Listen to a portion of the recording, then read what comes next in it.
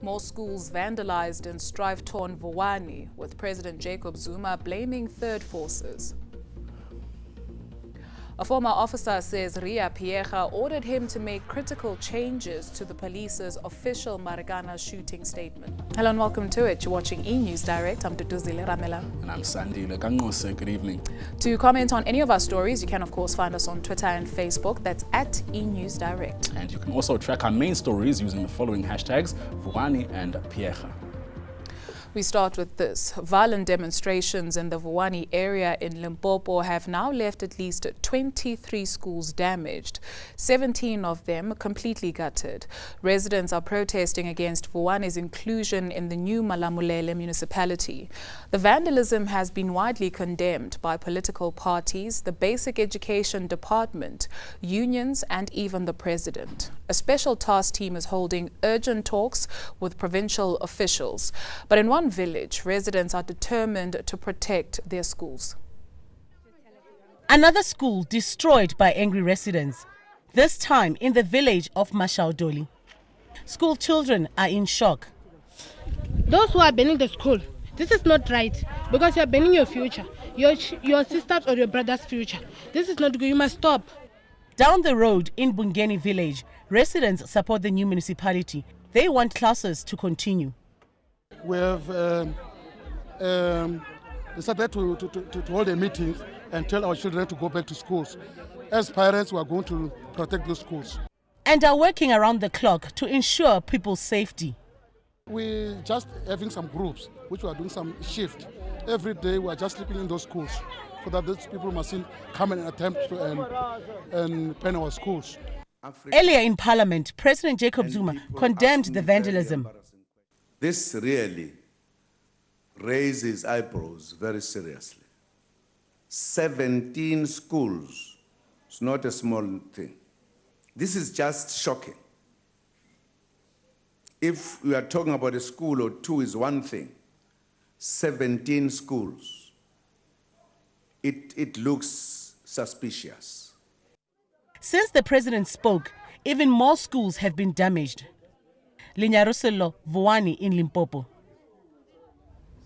President Jacob Zuma has called on the Speaker of Parliament to get her house in order. Zuma says the way the National Assembly is being handled is embarrassing the country. This comes after the economic freedom fighters were forcibly removed from the National Assembly by Parliamentary Protection Services yesterday. The party didn't want Zuma to deliver the presidency's budget vote. In his reply, President Jacob Zuma chastised EFF MPs for their behavior in Parliament. But it fell on deaf ears. Opposition benches were empty as all, except the IFP boycotted the sitting. Yesterday, the EFF was thrown out.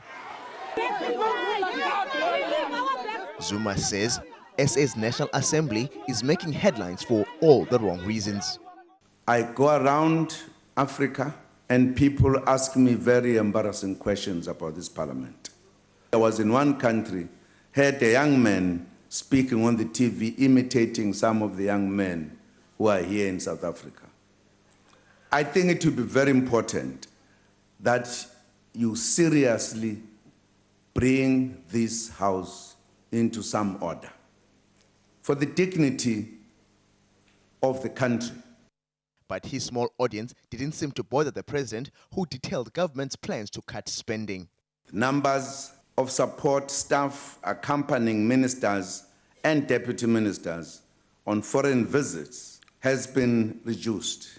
Stakeholder banquets following budget vote debates have also been done away with. These are small but significant gestures which confirm that money must be spent on the core business of government.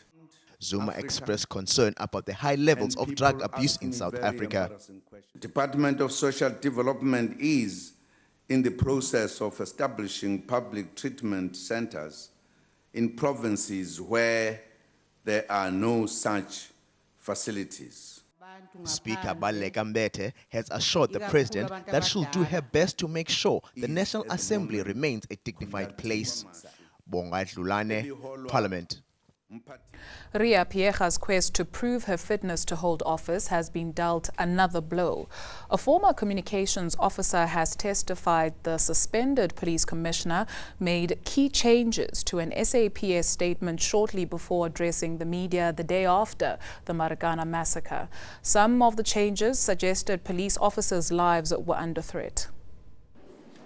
It could be a serious blow to Rhiya Phiyega's case.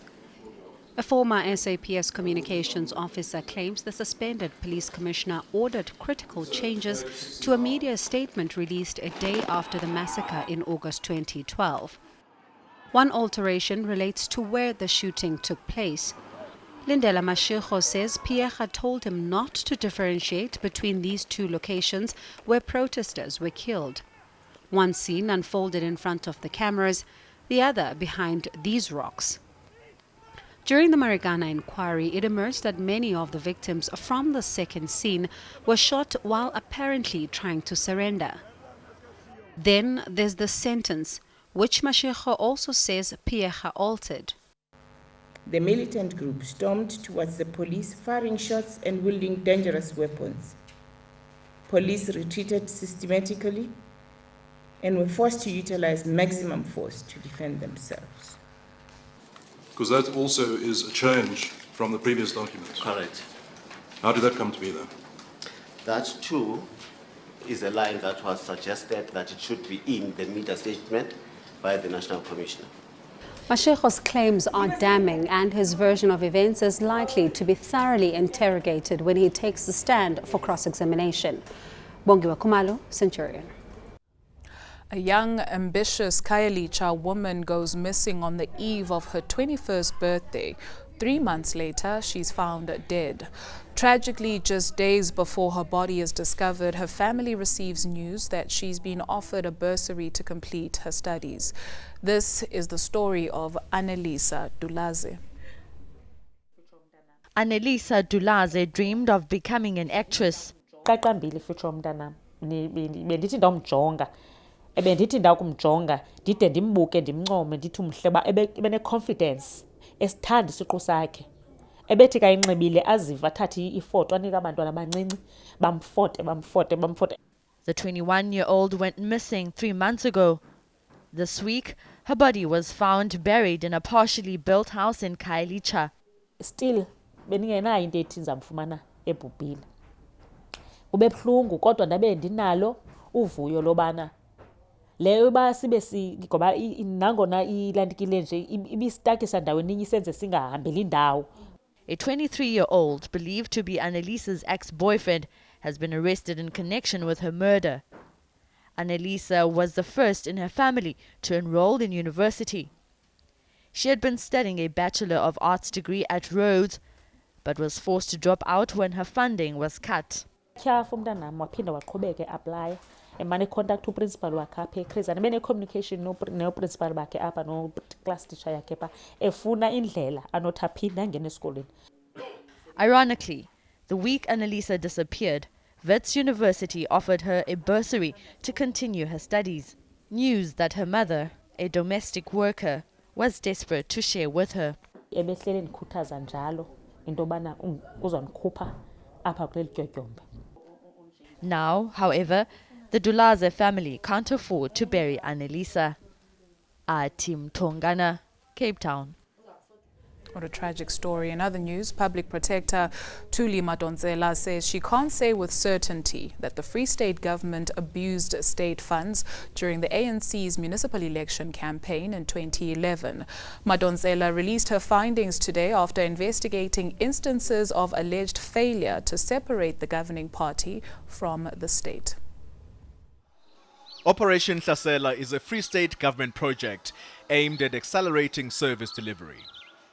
But Premier Ace Magashule failed to disclose that a private initiative using the same name also publicly promoted the ANC's 2011 municipal election campaign. Public Protector Thuli Madonsela says this created confusion. Regarding whether or not the Free State government implemented Operation Hlasela in a manner that amounts to conflation of state and party, I find that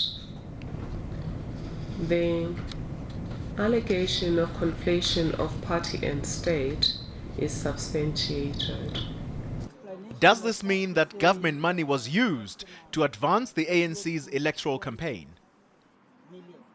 No, I cannot. That's why I didn't say there was no use of state resources. I said there's inconclusive evidence. A third report investigating the ANC's failure to separate party matters from state will be released at a later date. Olim Gambi, Pretoria. A quick look at world news now, and the Canadian state of Alberta has declared a state of emergency as wildfires continue to sweep through the region. Tens of thousands of people are now homeless. More than 80,000 residents of Fort McMurray are sheltering in evacuation centres, where 2 women have given birth. No deaths or injuries have been reported.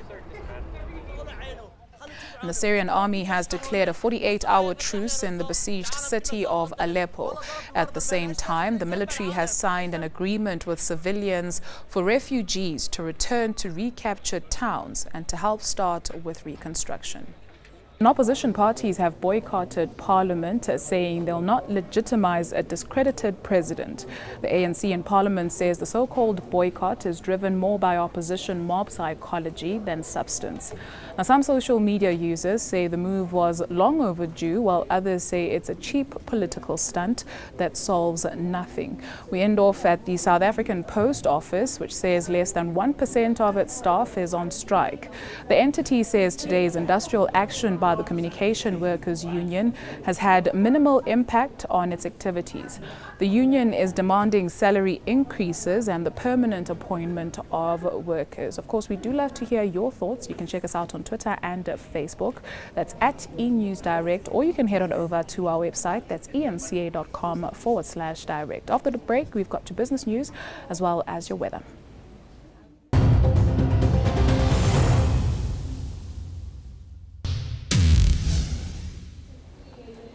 Money matters now, and a downgrade to junk status is inevitable for South Africa. That's according to a majority of economists surveyed by Bloomberg. 4 of the 13 analysts interviewed see the downgrade to junk happening next month, with all of the economists seeing the country's rating at non-investment grade by December. The data cited slow growth as a major concern, with expansion of under 1% widely expected. Low growth is set to limit tax revenue, making it difficult for government to achieve its targets. Standard & Poor's and Fitch both rate the country at one level above junk status. And with that, let's see how the markets performed today.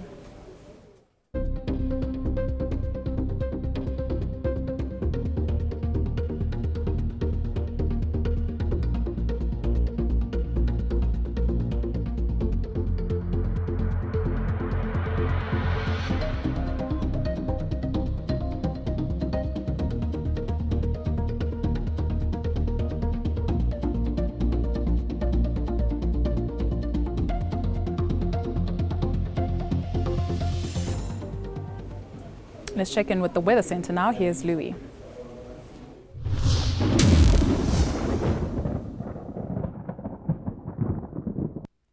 Good evening, everyone, and welcome to the Weather Centre. A high-pressure system has settled over the country during the course of today, and that's resulted in lots of sunshine for almost all of the country. And at the same time, berg winds have been pushing off the west coast, and that's allowed for some very high temperatures in the area, well above 30 degrees Celsius. A quick look at your forecast for tomorrow, and KwaZulu-Natal is going to be partly cloudy and dry for the start of the day, but rain will start spreading in over the southern parts and up the coastline, mainly during the evening. We're also expecting a mostly dry start to the day for the Eastern Cape, but wet weather will start developing over the coastal belt. There could also be a few showers for the interior, perhaps even some thunder around Graaff-Reinet. Into the Western Cape, and rain will start moving in for this province earlier in the day. There could even be a bit of light rain around for Robertson and Worcester, but along the Atlantic seaboard, dry weather in the forecast. It's going to be a dry start to the day for the Northern Cape. A band of cloud will start developing earlier on, and by afternoon there could be a couple of very very isolated showers and perhaps even some thunder for the central parts of that province. No rain expected for the Free State. A sunny Friday afternoon in the forecast, and it will also be sunny and warm across the northwest after a chilly morning, especially for Potchefstroom, dropping down to 4 degrees overnight. A bit of morning fog along the escarpment of Limpopo, but the afternoon will be sunny and warm, and very little change taking place over Mpumalanga. Sunny and dry weather expected, cold along the Vaal River at first, but in the Lowveld temperatures will remain in the double digits overnight. Heading into Gauteng, and it will be a perfect autumn day in the province, temperatures into the mid to upper 20s in the afternoon. Let's take a look at your weekend's weather conditions, and a developing cut-off low will bring further showers and thunderstorms to the Cape provinces. It's going to be a wet day along the eastern coastline with lots of cloud cover, and there isn't too much change taking place as we head into Sunday. More wet weather expected, especially for the coastal areas, but it will be dry and cooler into Gauteng.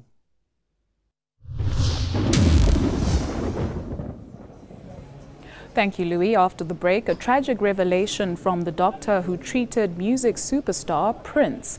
And Janet Jackson is reportedly pregnant with her first child at the age of nearly 50.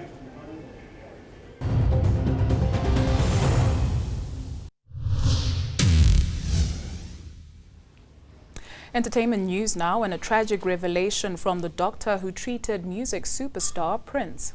Meanwhile, in other news, Janet Jackson is reportedly pregnant with her first child. Music superstar Prince died just one day before a doctor was to meet with him to help end an alleged addiction to painkillers. A lawyer for addiction specialist, Dr. Howard Kornfeld, says the star was just days away from being sent to a rehab clinic. The hope was to get him stabilized in Minnesota and convince him to come to Recovery Without Walls in Mill Valley. That was the plan.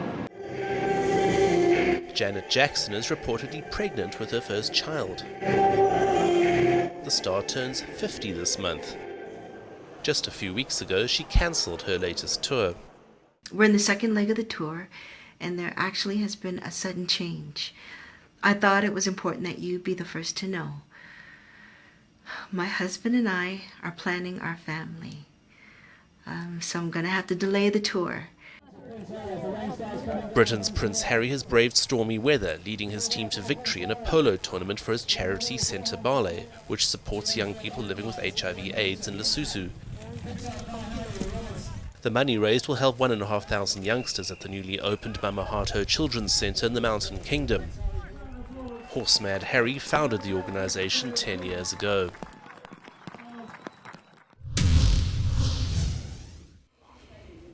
Here's a reminder of the day's top stories before we say goodbye. More schools vandalized in strife-torn Vuwani, with President Jacob Zuma blaming third forces. A former officer says Rhiya Phiyega ordered him to make critical changes to the police's official Marikana shooting statement. And that's a wrap from the eNews Direct team. Until next time, good night.